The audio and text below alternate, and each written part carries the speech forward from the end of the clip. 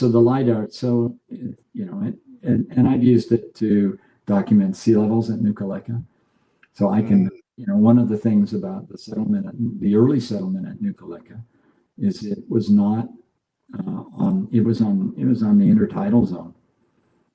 So people are on these, kind of houses that are raised on posts, which perfect sense if you're a colonist and you're coming in, you don't have to clear anything. You just put them on posts, and you're in the intertidal zone. And where are you going to get most of your food from?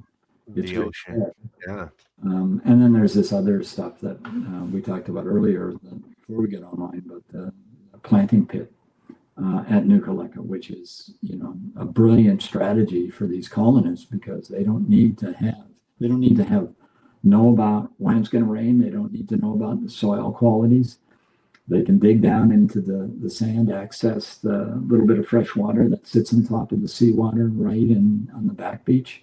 And they have these, it's the way that Micronesia still plants taro today, right? They have these big taro planting pits, and they just mulch them. They mulch the plants, they put them in the bottom, and as long as it's not down into the salt water, and the kind of taro that's being used is, tolerant to salinity, some degree of salinity. So you can get this, you've immediately got a way of, sort of getting things established right away. And then you plant around around the top, you can plant bananas and so on. And we've got pollen data that tells us that all this is going on.